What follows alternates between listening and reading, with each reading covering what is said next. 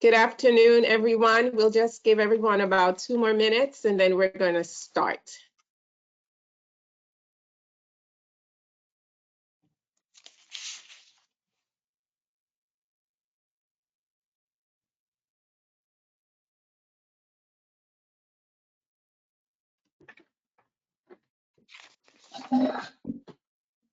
All right, let us begin.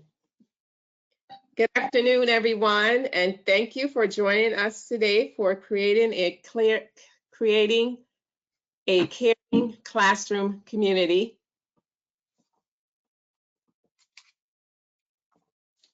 My name is Antoinette Shaw. I'm a quality and education coaching specialist here at the Early Learn Coalition. I was born in the beautiful island of sunny Jamaica. I know my accent isn't there anymore, but that's where I was born. I have been in education field for 19 years. I started in the classroom and fell in love with the VPK classroom. I then became a director and then an education coordinator. I'm certified in MMCI, infant and toddler, and preschool. I have a son who just graduated from high school during this crazy pandemic time. He was not very happy about it, but he did get his diploma. So now my co-facilitator, Gordia. Hi, good afternoon, everyone. Welcome, welcome, welcome. We're happy to have you with us this afternoon. As you know, I'm also a quality and education coaching specialist. I have been with the ELC for quite a few years. I am a certified MMCI coach as well as a certified infant and toddler class observer through TeachZone. I enjoy learning and hope to be able to share that love of learning with others. 30 years ago, I wanted to make an impact on the lives of children and families, and that remains true today. I have a 21-year-old son and a 5-year-old poochie named Kiwi. I love to read, watch movies at home, and relax on a very nice beach on the island of Jamaica whenever I can, which is not anytime soon. So welcome, and we look forward to the next hour or so with you. Now we're going to talk about our webinar housekeepings. Click on the orange triangle with a white arrow pointed right to use your panel on either side, left or right side of your screen. Click on the question triangle shown below on the panel to type on any question or comments throughout the training. To download the handouts, click on the handout triangle as is shown below on the panel. Click on each document in the handout section to access the handouts. Once you click on the document, a PDF will open, which will allow you to download the document to your computer.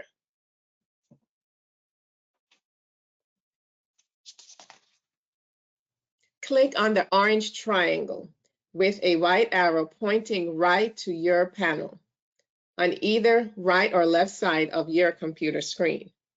To download the handout, click on the handouts triangle shown below on the panel. Your certificate will be emailed to you after the training. Click on each document in the handouts section to access the handouts. Once you click on the document, a PDF will open, which will allow you to click on the down arrow to download the document to your computer. Please remember to complete the post test and evaluate at the end of the presentation.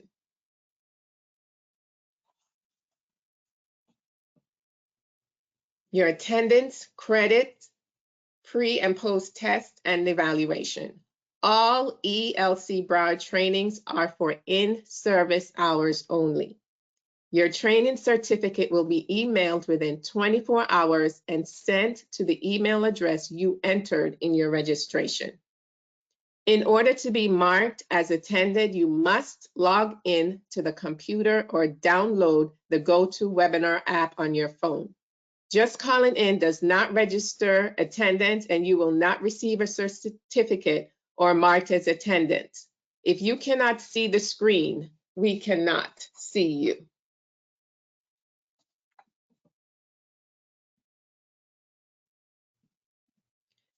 Starting July 1st, which we started, all trainings will have a pre-test of 3 questions to answer when you register. Upon completion of a training, a post-test of 3 questions and training survey of 5 questions will launch. Please complete all information.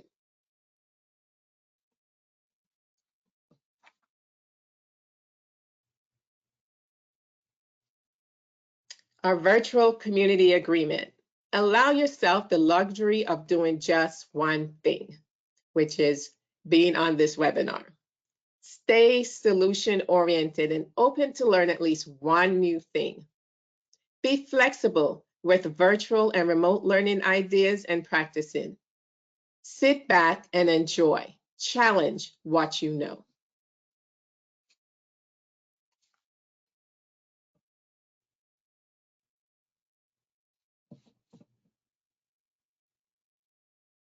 Our webinar agreements. Our webinar agreements, a little about us, our housekeeping, our virtual community agreements. We will have polls, objectives, a short video, creating a caring classroom, a wrap-up, and evaluation.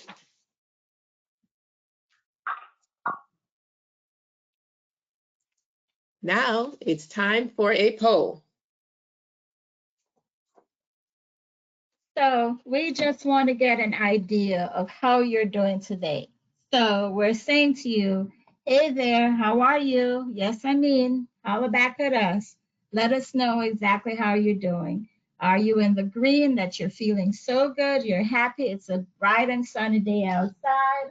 Or are you in the yellow? You're okay. You know, it's one of those days.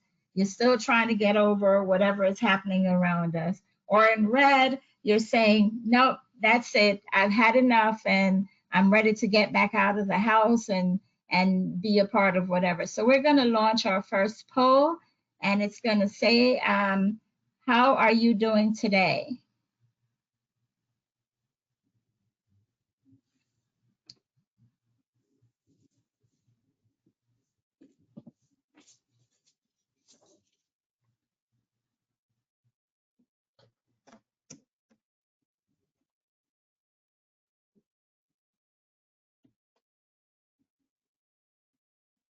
Antoinette, are you going to go ahead? All right, please remember green, yellow, or red, as Gordia just said. So we're going to just wait a few minutes before we close the poll.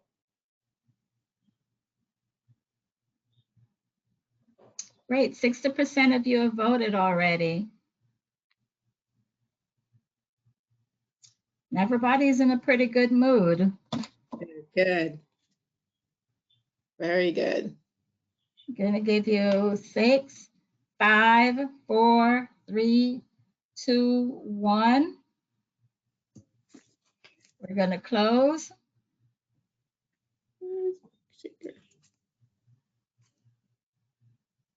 Okay, 73% of you are in the green. That's a smile on your face today. Very good. The yellow, the smile is not theirs yet, and the red, the smile hasn't reached yet. So each of us are having our own different days today. Mm-hmm. We hope our red day soon changes to a green day.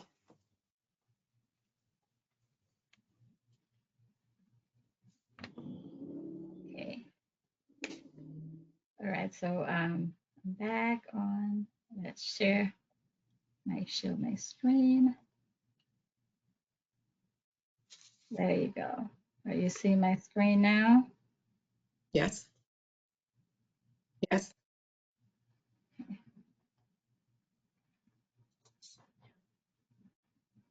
So what are our objectives for today's training?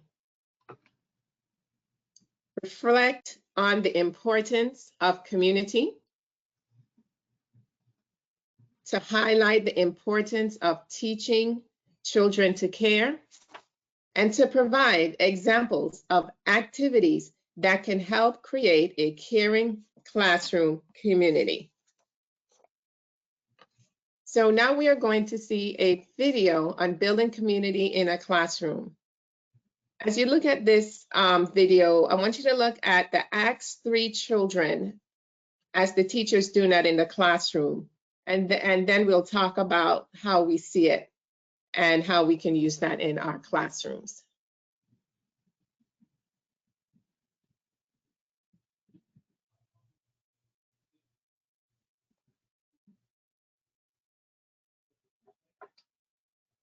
Give me a minute, we're getting there.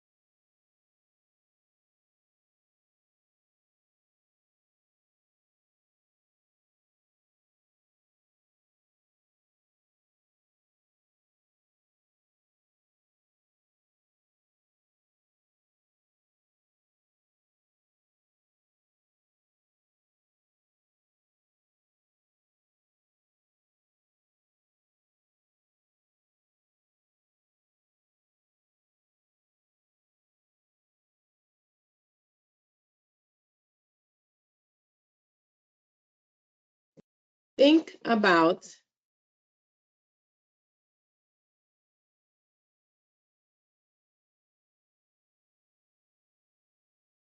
about how you could use this in your classroom.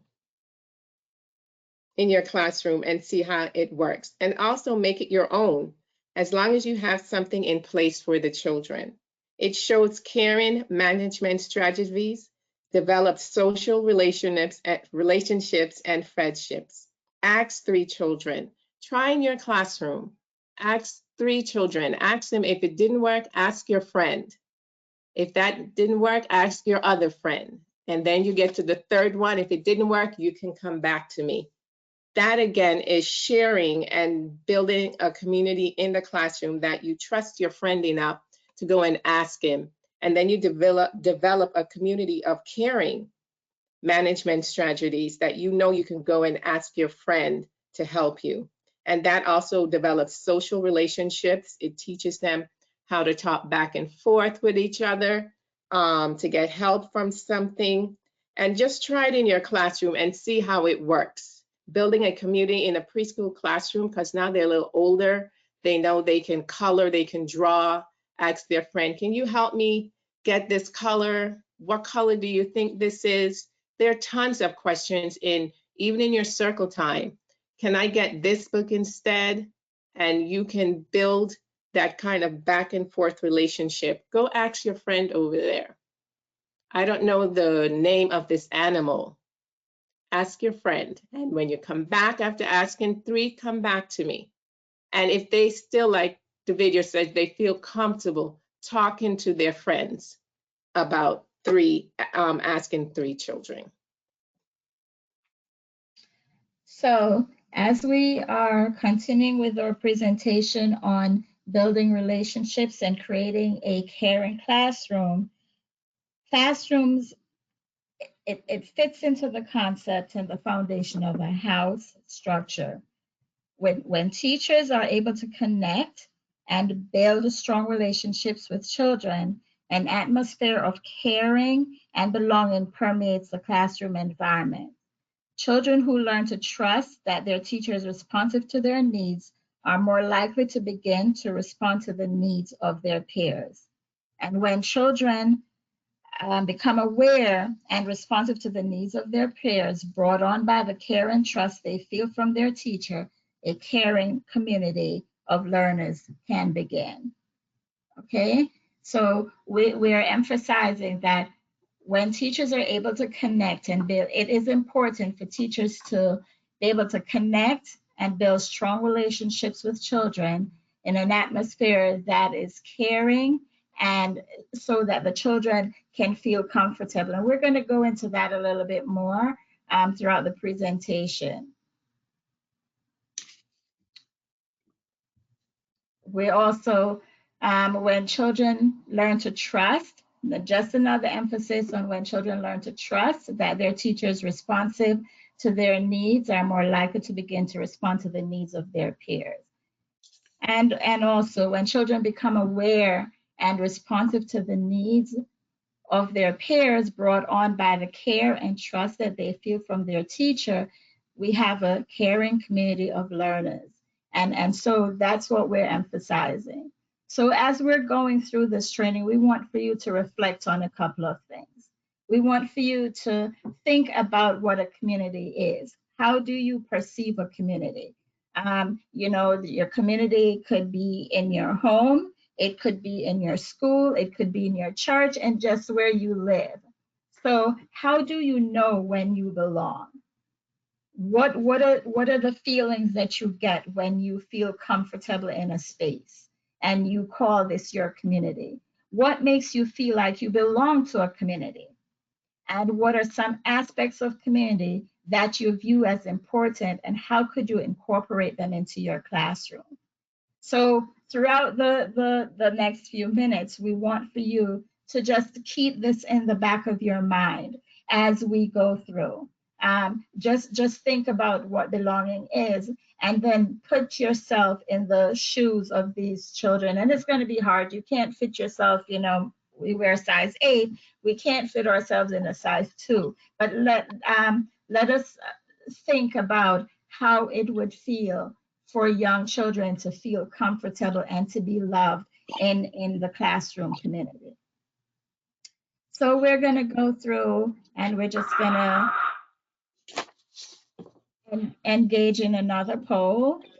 And Miss Antoinette is going to help me here. Okay. Hey, our next poll. Teachers should teach children to be caring. True or false? Can I give you a few minutes to vote in the poll? Teachers should teach children to be caring. True or false?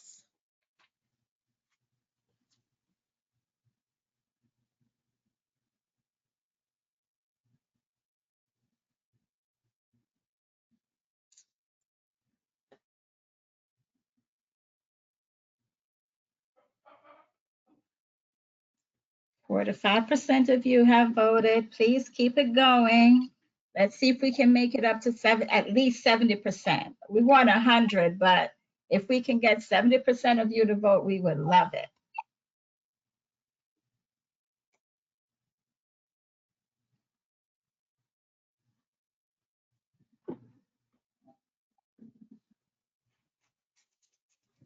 Okay.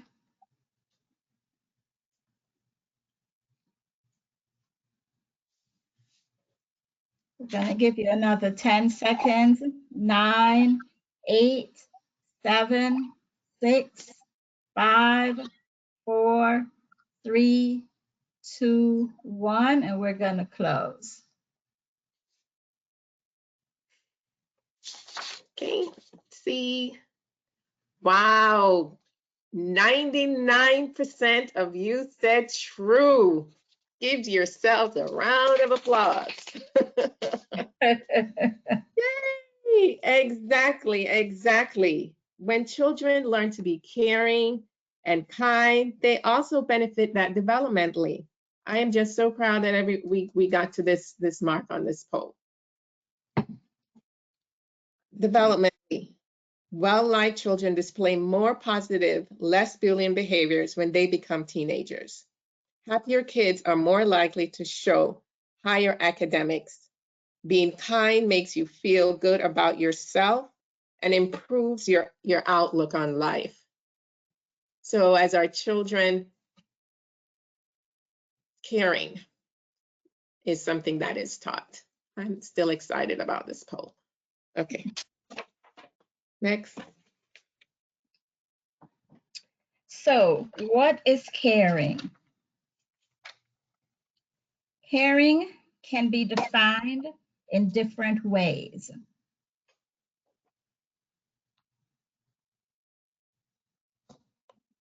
Words such as helpful, respectful, compassionate, kind, thoughtful.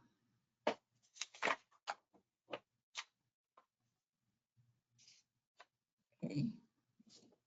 Give me a moment, you're not seeing my slides. Yeah.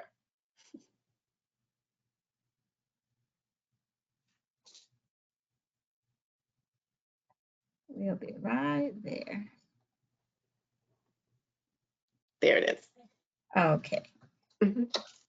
Sorry about that, little technical difficulties. So words such as helpful, respectful, compassionate, kind, thoughtful, understanding, and comforting may come to mind. When we look deeper into what caring truly means, we can better teach it as a concept to a room full of young learners. Pro-social behaviors include caring behaviors such as sharing, helping, cooperation, and showing empathy and kindness. Leaders in the field of pro-social behavior describe caring behaviors as needing to be voluntary on the children's part in order to be considered a truly caring act. Even though this intrinsic type of caring may be our ultimate goal for children, caring is a learned behavior, and children do need to be taught caring behaviors and have them modeled for them over time. Caring behaviors are developed over time through practice of continuous thoughtful interactions. Implications are that children need multiple opportunities throughout the day to practice caring for each other and for their environment.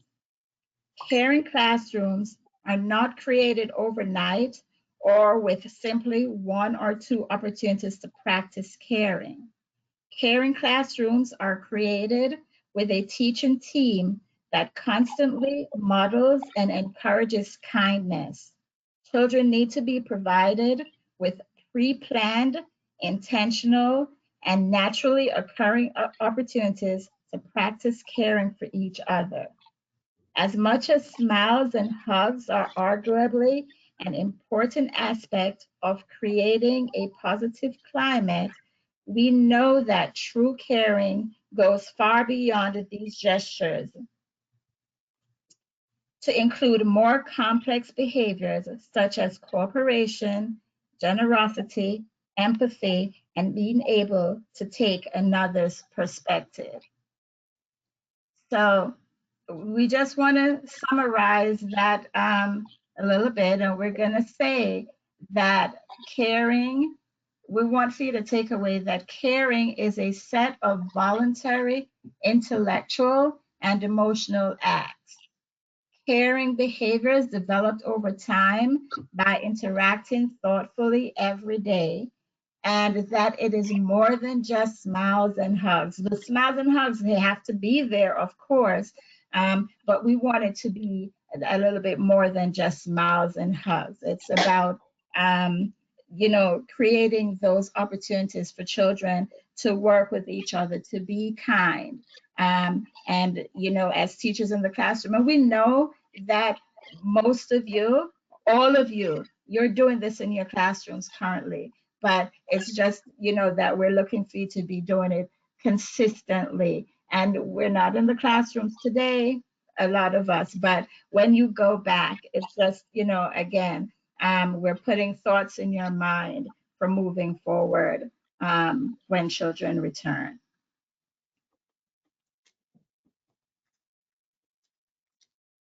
Miss Antoinette, take it away.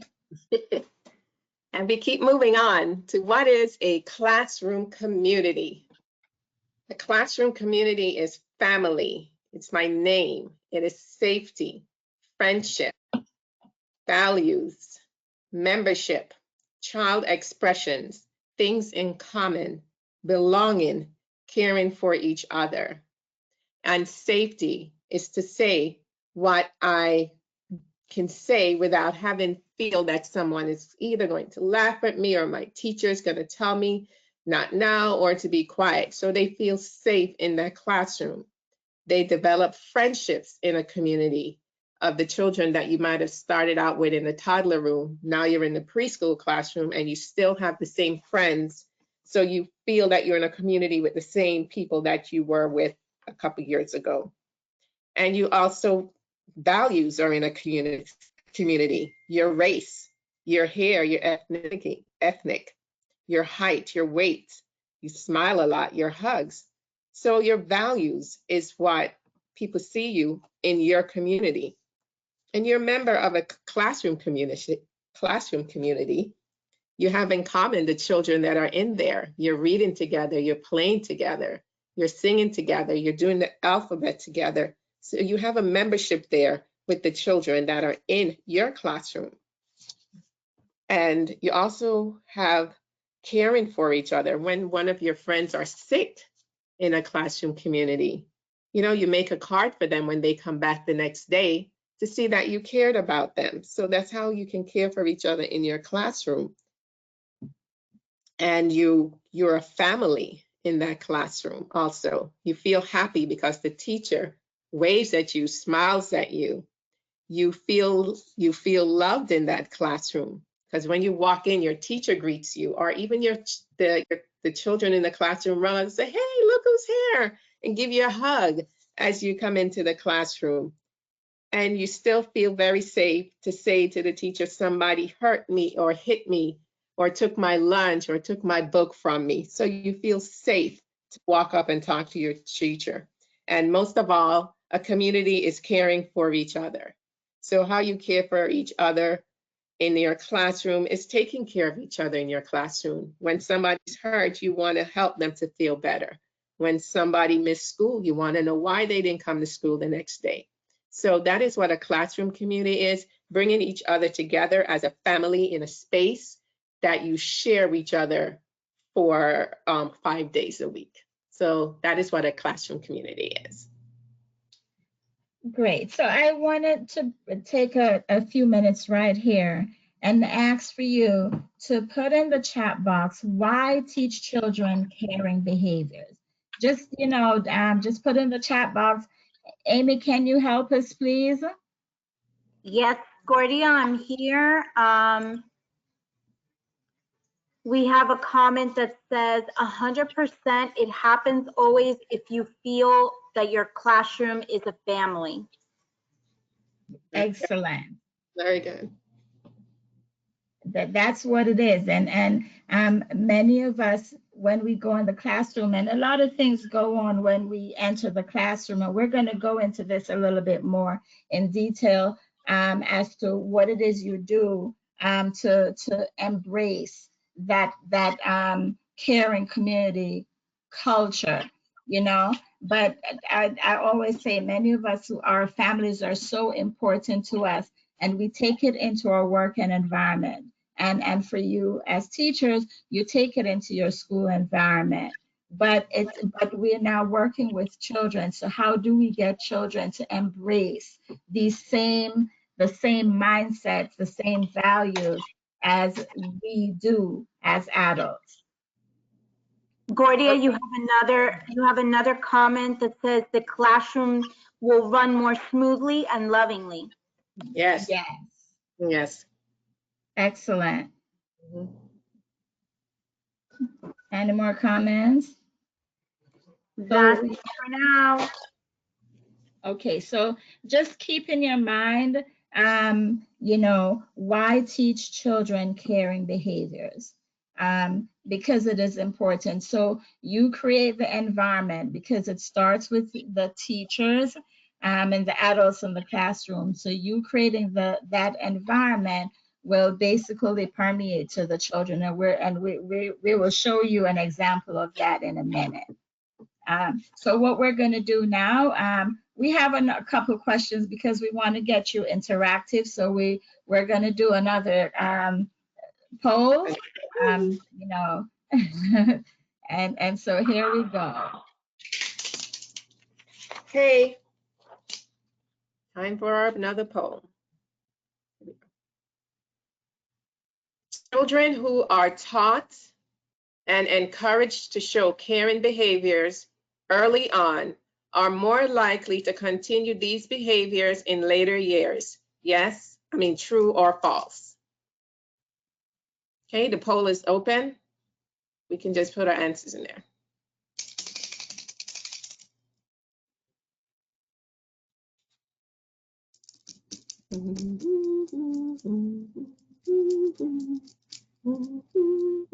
Okay, so we have 36% of you have voted. Come, let's get into it. We just want you to be interactive, and we want to know that you're thinking about, you know, the thought, the process of caring for creating this caring community for children.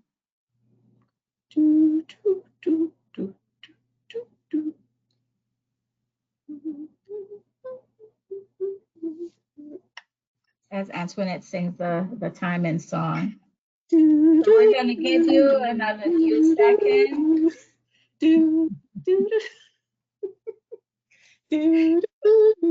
I should have put it on my phone.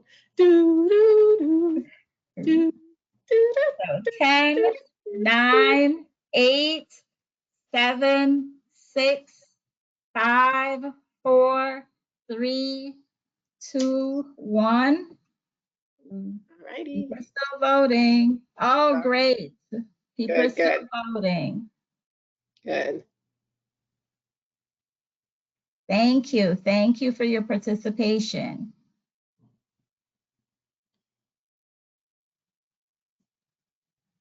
Okay, so we're going to close our poll now. And we're going to show the results. Yay! Look at y'all. 91% said that is true. 9% said it is false. 91% it is true. Children who are taught and engaged in showing caring behaviors early on are more likely to continue these behaviors later because they now have seen it. They know what it is like. They have been in a classroom where there's a character trait of training in there. They have been reading books in there like Do You Want to Be My Friend? The Runaway Bunny. Books in your classroom, The Kiss in Hand, that has to do with caring. And this is a reason why these books and the behaviors that are in the classrooms do help these children. They spend a majority of their days with you sometimes. So this is a really good poll that we got right here. Okay, so let's move on, and we're going to do another one.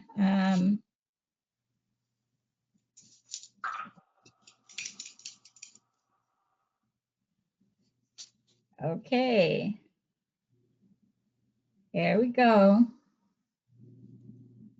Okay, so this poll is pro-social behaviors predict children's strength in other developmental areas such as academic and social and emotional skills.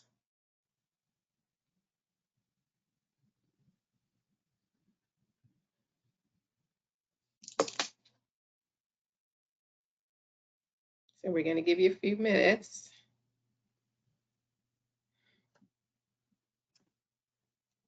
Pro-social behaviors predict children's strength in other developmental areas such as academic and social and emotional skills. True or false?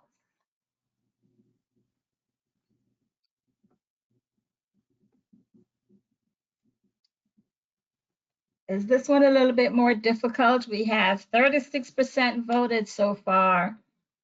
Please go ahead and give it a try.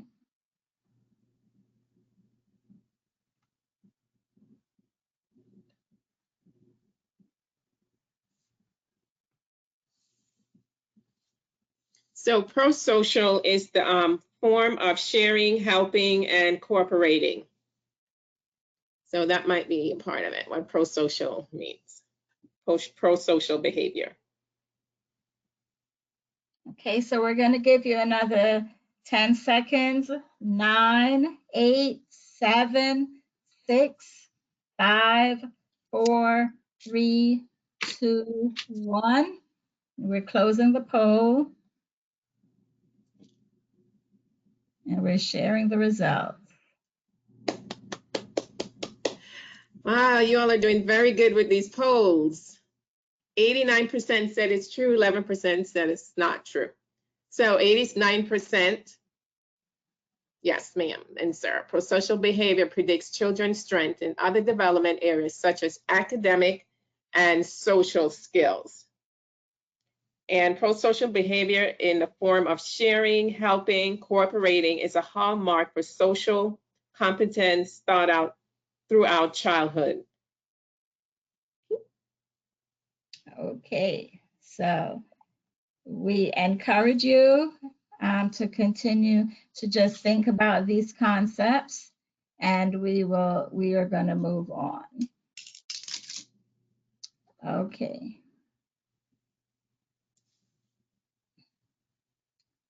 Here we go. Why teach children caring behaviors? So as we talked a little bit before, it's important to understand that children who are taught caring behaviors are children who are taught caring behaviors are and encouraged to show caring behaviors early on are more likely to continue these behaviors in later years, as we have said before. That pro-social behaviors, which was one of the questions we just asked, also predict children's strength in other developmental areas, such as academic and social and emotional skills. And that studies show that children who show higher levels of caring behaviors tend to be more school ready than those that don't. And I'm sure you know that the more children are cared for, the more that they are able to care for themselves and each other, is the better that they will, that they will do while out in society. And you guys who are out there in the classrooms on a daily basis, ultimately you are preparing young children for later life. And so we do the academics and we do the developmental, but we're also responsible for those pieces and to help them to be able to do well in society and to have strong and firm relationships with their peers and with adults.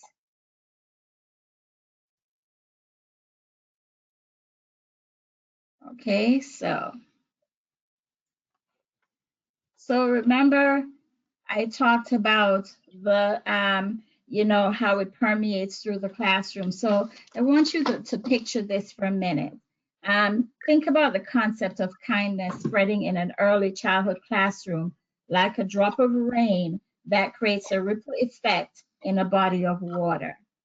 right? So let's begin. The ripple begins with a caring teaching team who model thoughtful, kind, and compassionate behavior with each other, their families, and the children.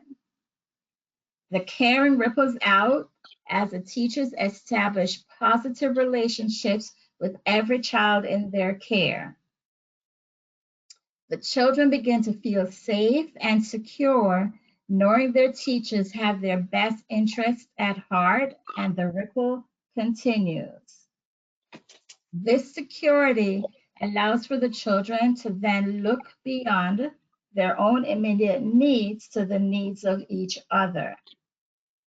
The ripple has reached the shore when the children and teachers consistently care for each other, thus creating a strong and caring class community. And another drop of caring behaviors falls into the water, and the ripple effect begins again. So with this analogy, with us looking at the raindrop, we're hoping that you can see that each ripple influences the next and is a part of the greater whole. So the kindness, the thoughtfulness, each of them is a different ripple in the ocean, or is the drop of rain that's falling in the water, the compassionate behavior. And so it just flows. And with the teacher starting it out and basically infusing it into the children consistently, the children will do it with each other, and the ripple will continue. So I hope that you are able to see the bigger picture. As you say, you're doing it currently in your classrooms, but we want it to just expand, and we hope that once you're doing it in the classroom, it's permeating through all of the classrooms, and it's into your whole preschool community. So we're going to get ready to do another video. It's about 5 minutes long, and Antoinette is going to set this up for us. The video that we're about to watch is from Head Start, information about the importance of a caring community for young children and the practice to help create a supportive environment in the classroom. As we watch this video, look for opportunities to enhance the community in your classroom. Create your own framework for how you will creating a community. Create your own words with your children and co-teacher for words that will work for your classroom, and have it posted. What is caring? You can create a caring chart, you and the classroom put together, and have it posted. As we watch this video, and as we talked about the ripple effect before, it will continue on, just not from your classroom, but to the next classroom that they attend. Okay. Welcome to this short presentation on creating a caring community. This presentation highlights the importance of a caring community for young children and provides some teaching practices that help create a sense of belonging for everyone in the classroom. The house framework helps us think about all of the important elements needed to support children's preparation and readiness for school. The elements are the foundation, the pillars, and the roof. Creating a caring community is an essential part of the foundation. This presentation on how to create a caring community is one in a series of modules designed to help adults connect and build strong relationships with children, and create an atmosphere of caring and belonging that permeates the classroom. Good morning, boys and girls. Good morning. Now let's try saying it in Arabic. What does it mean to create a caring community? Think about words such as respectful, helpful, compassionate, kind, thoughtful, and understanding. A classroom environment that exudes a sense of caring is one where the children and the adults respect each other, think about each other, and help each other. Caring behaviors develop over time. They develop through many thoughtful interactions. Teachers model respect and caring, and they encourage children to care by helping them learn to share and cooperate and show empathy towards each other. Kindness can create a ripple effect in the classroom. As teachers demonstrate caring and kindness with children and families and other adults, the children feel more safe and secure. Thank you, Miss Eleanor. Children are better able to look beyond their immediate needs and think about the other children in the group. Why is it so important to create a caring community in the classroom? Research tells us that children who are taught caring behaviors when they are young continue to show these sorts of caring behaviors as they grow older. Positive social behaviors also predict children's performance in the academic and social areas. And children who show higher levels of caring behaviors tend to be more ready for school than those who do not. Researchers tell us that caring behaviors need to be voluntary to truly be caring acts. But teachers can help children learn behaviors that show kindness and caring and respect for others. Let's look at some of the ways that teachers help children learn to be more kind and respectful. We want to respect Amy's space. Let's slide over a little more. She's building something and we don't want to keep knocking it. So what if I say, Jennifer, would you like to come play with me? How would that make you feel? Happy. Happy! Can we all raise our hand for being happy? Happy! Yay! Si tú quieres otro turno, puedes anotar tu nombre y podemos contar otra vez el tiempo. Gracias por ayudarle. Teachers are purposeful in designing their classrooms to make them welcoming to all children and families. They use the languages of the families, display photographs, and use materials that are familiar and comfortable. Teachers are aware and responsive to the individual needs of children to help children develop a sense of security. Teachers help children learn how their own actions affect others. And teachers acknowledge children's developing attempts at caring and kindness. Teachers let children know that their kind actions are valued. So where did you learn to write it in rainbow? Teacher. Thanks for teaching Ariel about the rainbow. I know you like to do that each day. It takes time and planning to create a caring community. Teachers work at it day after day and delight as the children learn to care for each other. This short presentation highlighted the importance of creating a caring community in every classroom. Caring classroom communities make wonderful and joyful places for children to thrive and learn the many things they need to know to be ready for school. Thank you for listening. We hope you have new ideas to expand on the ways you already support the social and emotional well-being of the children and can continue to build an atmosphere of caring in your classroom. For more information and more ideas, see our longer module, Creating a Caring Community, and take a look at our tips and tools and helpful resources.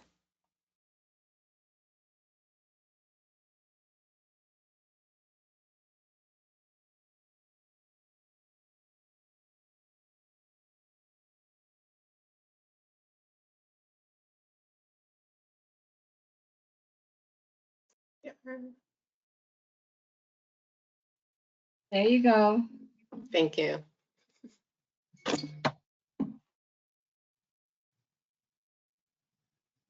The drop slide. Huh? The drop slide. Okay. Go ahead. As we just finished watching this video, we saw how important it is in the community of your classroom with the different languages, the pictures that they have up in the classrooms that create a purpose of like belonging in that community, that they show caring. You see, the children see a part of themselves in your classroom.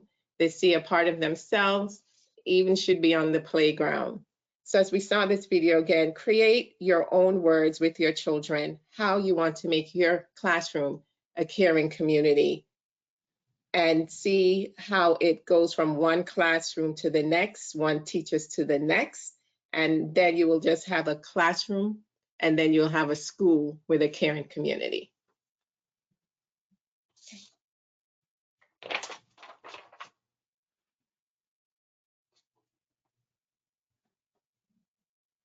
Oh, I do the drop. So we're going to go to the drop, a caring classroom community. On the slide.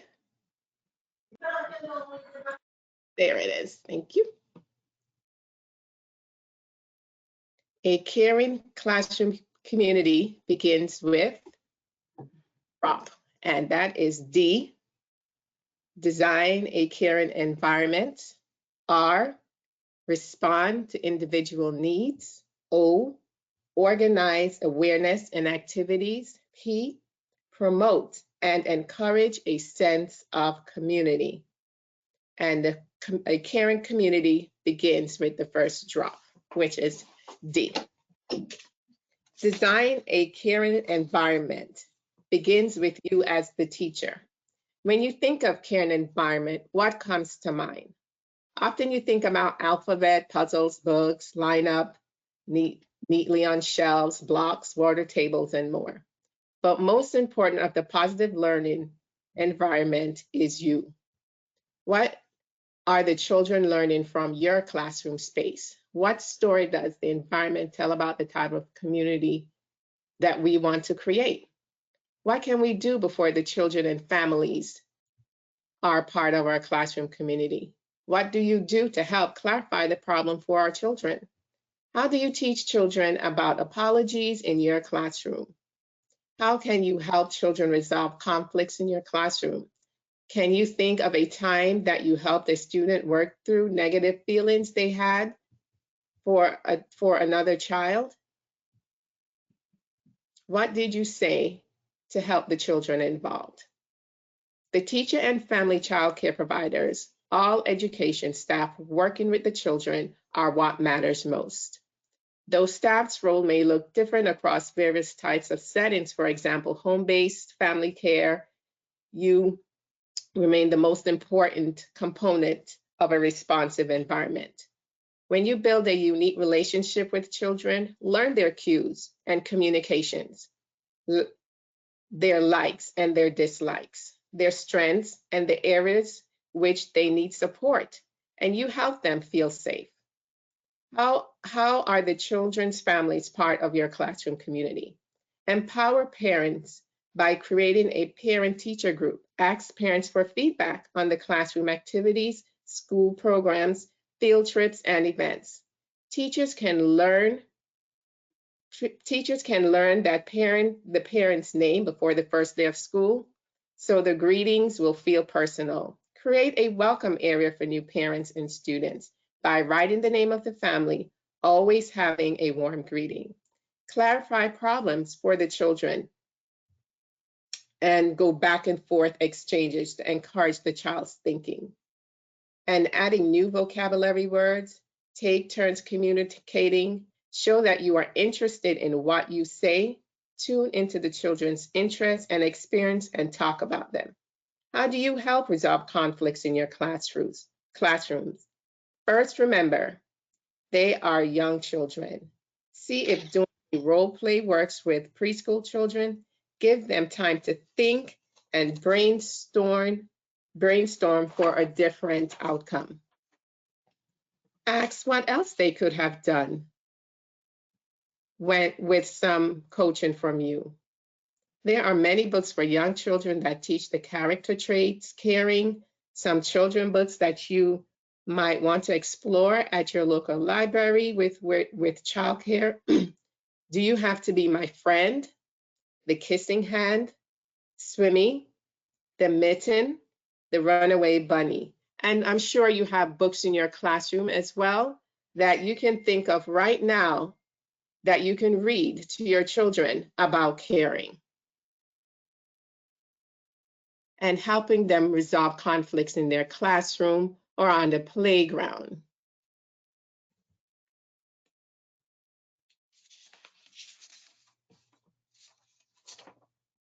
Okay, so thank you, Ms. Antoinette. So it's important that we recognize, I move forward from the D, but that designing a caring environment is one of the first things that we have to do as we begin working with this classroom community. It's important, as Antoinette says, that we maintain the details of the language, that the teaching team uses, and how we arrange the furniture, and and how we welcome the children and families on a day-to-day basis. So then we're going to move on to how we respond to individual needs. Being aware and responsive to the individual needs of children is a prerequisite for them to feel secure enough to look beyond their own immediate needs and begin to notice the needs of their peers. By establishing positive relationships with the children in our programs, we not only help to support their engagement and learning in classroom activities, we also help to increase their ability to care for each other. So we want again for you to reflect on these questions for a little bit. What can you do or change in order to make connecting with individual children a crucial part of our day, your day? How can you give each child a sense of security in the classroom? How can you structure your daily schedule to connect with children in positive ways? And how can you acknowledge and keep the children connected to their home culture in the classroom? So let us think about it for a minute. So, personally welcoming each child upon arrival and saying goodbye on departure is very important to this classroom community. And when children walk into your room and you're doing it, again, we're preaching to the choir because we know that you're doing this, but we want you to just consider what different ways can you welcome the children individually. So instead, every morning they come in, good morning, Gordia, how are you? Do you want breakfast? And we move on to the next child. The other piece of it is what else, how do you greet them? Some days, like we asked you the first thing, how are you feeling today? I think 70-something% of you said you are feeling good. You're feeling good to be here. And it's how do you ask the children? How do you take that and ask the children, how are they feeling when they walk in? Some days they don't necessarily want to be there. They're tired. They didn't sleep the night before. They're hungry.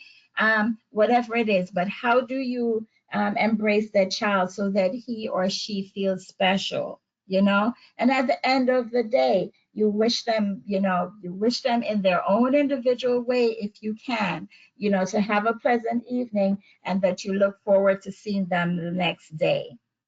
Tune into children's daily emotional needs and encourage children to notice the feelings of one another. So, again, I always put myself in the situation that there's some days when you walk in and you wake up and you don't want to greet anyone. And I think some of the children also feel that way. It's just not their day to be happy. How do you allow them to express themselves, express it appropriately? And how do you teach the other children in the classroom how to respond and respect that child's feeling of wanting to do something by themselves? They don't want to play with the group.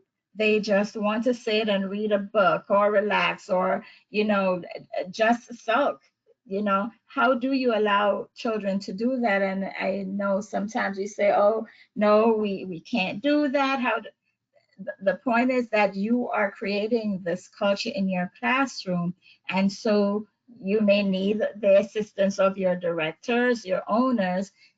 If you're teachers in the classroom, you may need some additional assistance. And how do you get that assistance so that you are not pushing children to respond to how you want them to versus how they are feeling? Because as adults, we don't want to be pushed into a box just because someone says that's where we have to be. So we need to allow that kind of freedom. We need to be present to provide scaffolding when a child is struggling. Some of the days the children are struggling. Again, what are we doing to assist them? Provide opportunities to children to stay connected to their family and culture at school by encouraging families to bring in toys, books, music, recipes from home. You may choose a special day. You may not want it to happen every day. You may choose a special day.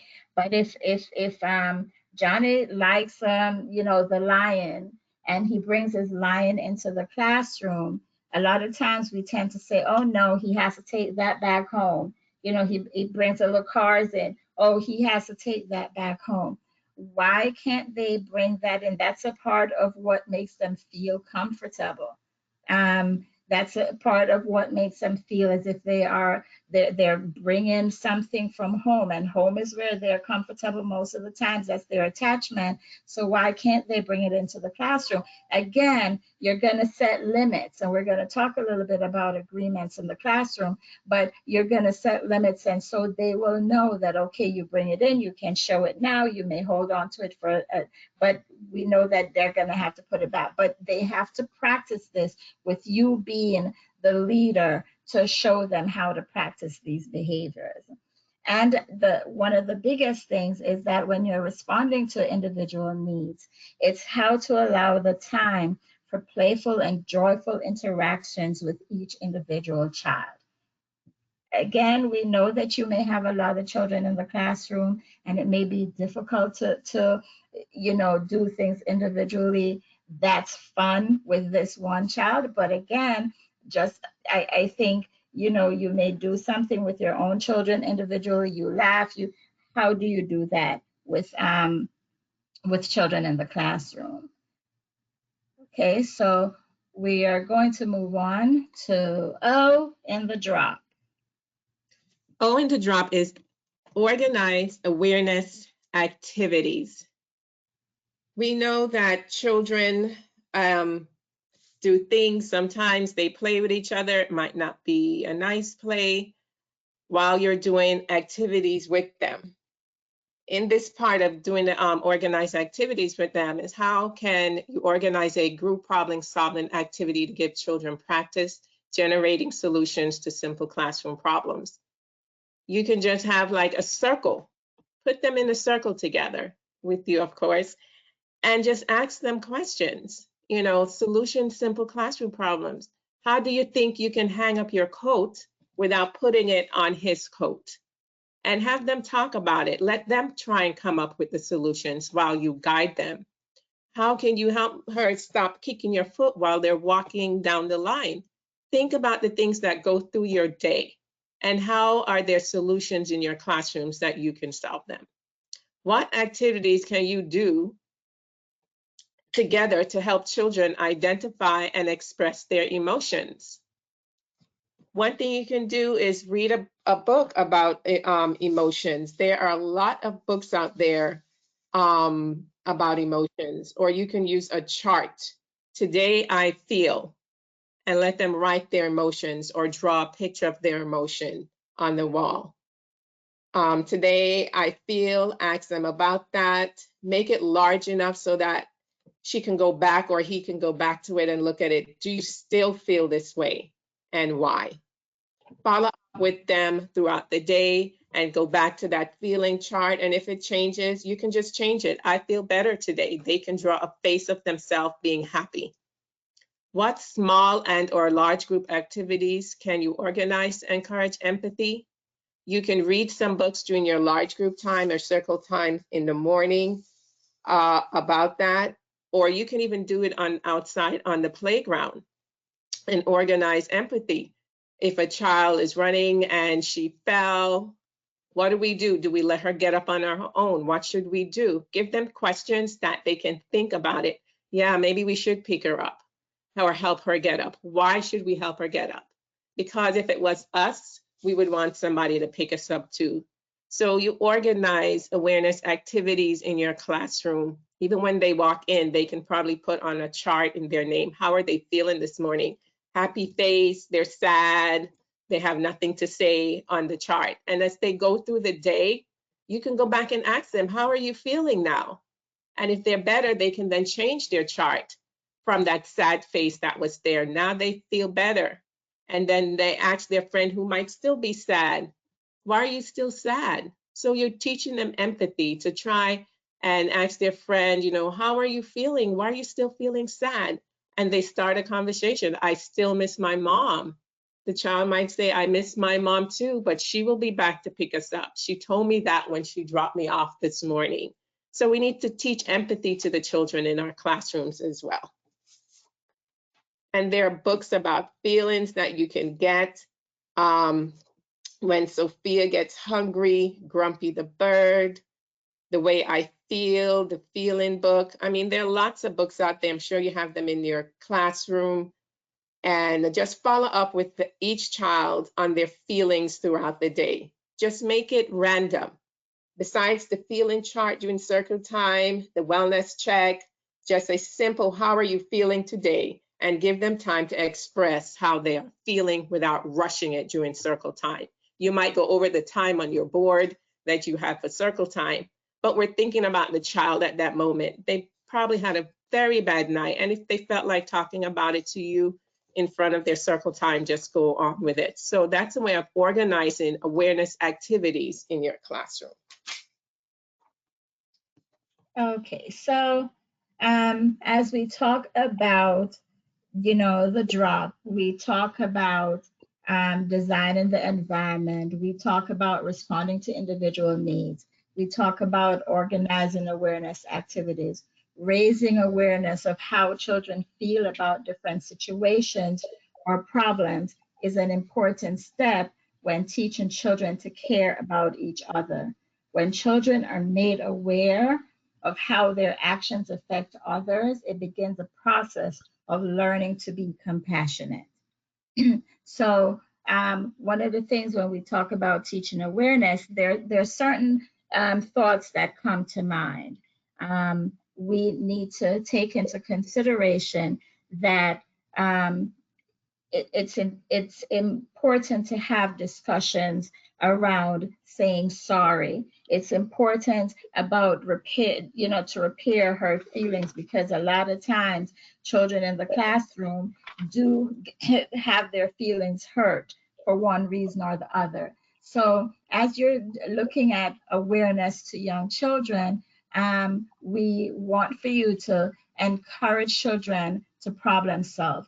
How do you bring awareness to children's feelings? So Johnny hit Mary accidentally with the block. How do you have that conversation with both children, and then make sure that the class is aware that when you hit someone with the block, it hurts? How do you feel that you hurt your friend? Because again, we're encouraging that family, and we're going to have to talk about apologizing. And as adults in the classroom, sometimes we may do something accidentally to one of the children or to the other adult. Do we apologize? Or because we think that these children are younger, we leave it alone. So we want for you to just consider that with the children is that we talk about it. We let them know that it's okay to say you're sorry and to move on, and to be able to repair hurt feelings. So what do you do as a teacher to help children feel both comfortable and validated? And also, what have you done in the past to help children work through misunderstandings? Again, we're almost running out of time, so we want to make sure that you have these thoughts in your in your head, so that you can process and reflect. Because sometimes I know when we were doing this, some of these things we didn't think about because we're talking about children. So you talk about feeling validated. What does that mean for a 2 or 3 or 4-year-old? So we need to process that information. And children do have misunderstandings. How do we help them to get past, to move on?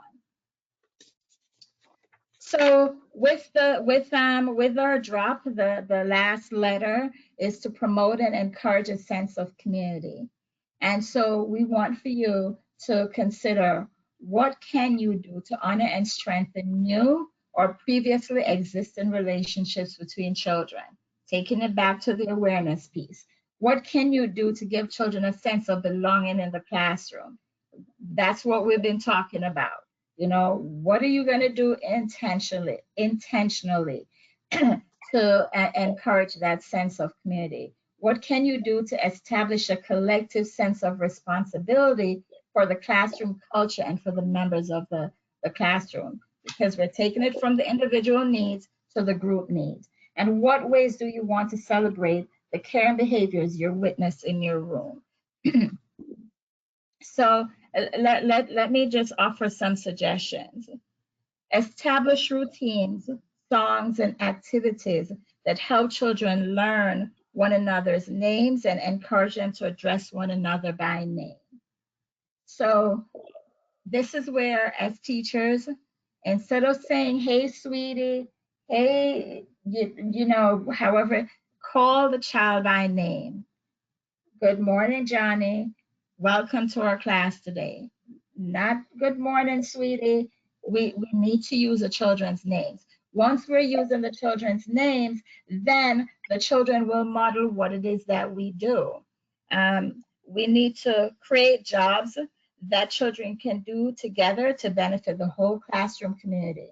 So one of the things that came to mind when we were doing this was if it's a child's birthday or if a child is out sick, it's about, you know, putting the materials out so that the children can create a birthday card or a get well card for the member of their community that is missing. And how do you do that? You know, you may be able to put it on a table, you can put it on the floor and put whatever materials that are out there that you have, your pencils, your crayons, your markers, your paints, your glue, whatever it is, and have the children do that card for their community member that is missing, and have them to submit it and have them to take it. They can't take it, but have it sent out. And again, I know we're talking in a different time, but these are opportunities to do that. And generate community rules. When we started, we did a virtual community agreement, and we just asked for you to be present for this short period of time. And so with creating the classroom community agreement, it can be simple, you know. Something is, we say hello every morning. Have the children agree.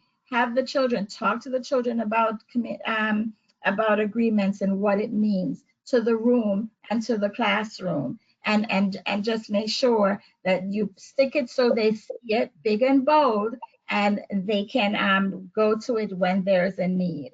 Encourage children to help each other by planning times for them to learn from one another. The video that we showed earlier is where, you know, you ask three of your friends, ask 3 of your friends to help you first before you come back to the teacher. So it means that, you know, we're using each other in the classroom to teach, to learn from each other, which is an important part of community. And celebrate caring behaviors in different ways. So when you see that, you know, Mary, and I keep using these names, when you see that Gordia has done something for her classmate, and you think it was great because she helped her to write the letter G, which Gordia could not write, celebrate it. Celebrate that Antoinette did a great job in helping Gordia to write the letter G. You know, just a simple ways of celebrating the behaviors that you see in the classroom. If you know, if Antoinette helped Gordia to zipper her shirt or button up her shirt, celebrate it. Thank you, Antoinette. You did a great job for helping Gordia with her shirt. But letting them know specifically what it is that you're celebrating with them. So we have several opportunities to support and enhance the caring classroom community. And so we want for you, you know, just in wrapping up, to create a classroom agreement that everyone is welcome to play with everyone. Plan small group activities where children are able to work together. Create classroom rituals and activities that include songs that incorporates children's names. Engage children in classroom games that promotes learning all about members of the classroom community. Display children's and teachers' pictures with their names throughout the room as much as possible. So yes, you may have it, have it in one area, but on a daily basis, you're documenting what is happening in the classroom. You take other pictures, put them up around the room, and you can change them out, so that it's showing what is going on. This is what we do. This is what we do within our family also. Create opportunities for children to learn as much as they can about each other, their language, their food, their culture. Do different things so that this allows for it allows for children to learn and grow and enjoy the community. A little thought. Together, may we give our children the roots to grow and the wings to fly. As you look at this tree, look at the roots they are. That's your children down there. We're giving them the roots. You're giving them the roots every day in your classroom so that when they are ready to grow and they grow and they grow, they are able to fly, as you see the birds going off in the air. So think about that. As you as their teacher, what roots are you giving them? What Gorgia just spoke about, especially what we spoke about earlier, to give the children the roots so that they can just be as great as they can be and as they can fly. And so, okay, so we are going to watch our last video wrap up. How do you start your day in the classroom? Is it as usual? Is it away your bag, put your lunch bag over there, go wash your hands, sit on your name or your shape, or get a book and write on your name. Go get a book and read. How about starting our mornings this way? We're gonna watch this video, I Got a Feeling. And you can move around if you want to.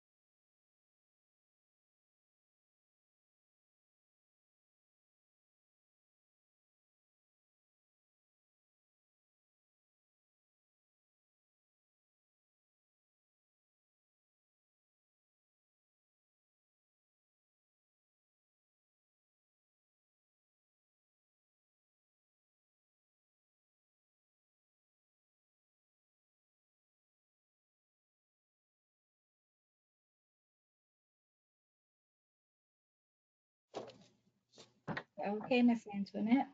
Okay, so today's going to be a good day. I was sitting here dancing to these children. We have just put in their mind that today's going to be a good day. It's going to be a great day. So how do you do that to your children every day? If you are encouraging them, especially this is in the morning, you can do this at lunch, you can do it in the evening, it doesn't matter. You are putting in them that it's going to be a good day. We're going to put our lunch bags away. It's just a wonderful thing for you to do with your children. I hope you really enjoyed this video. Thank you, Miss Antoinette.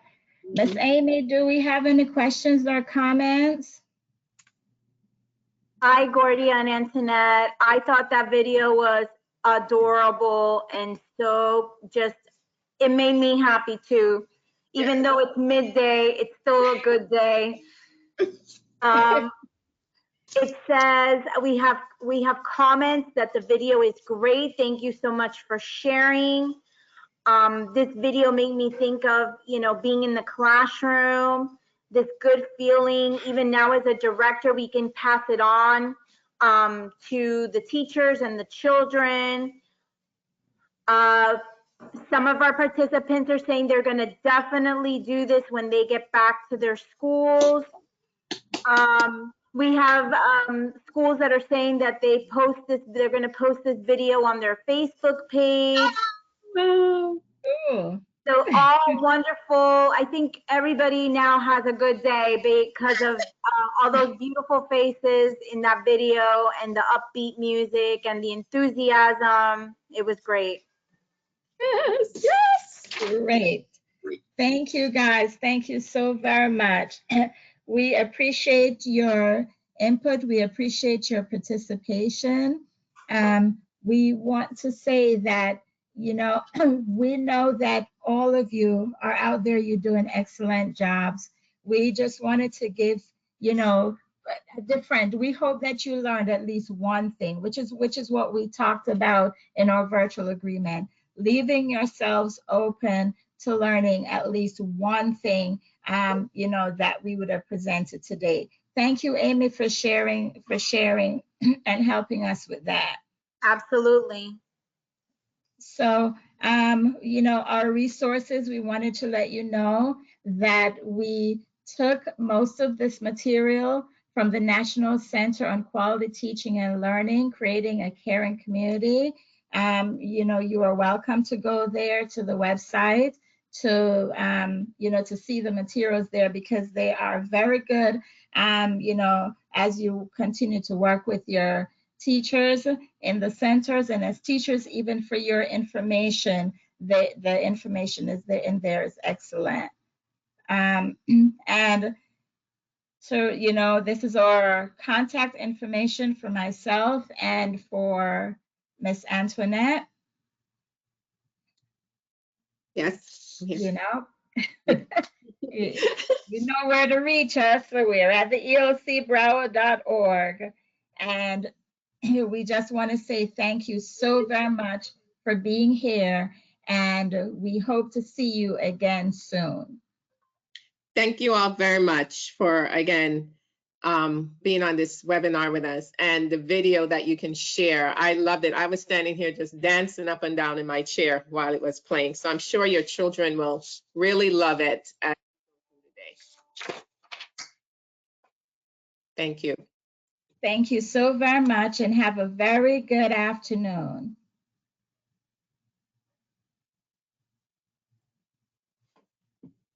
So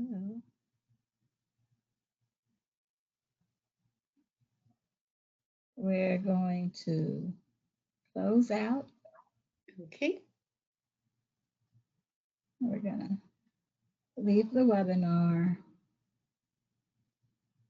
Do we end it for all? Yep.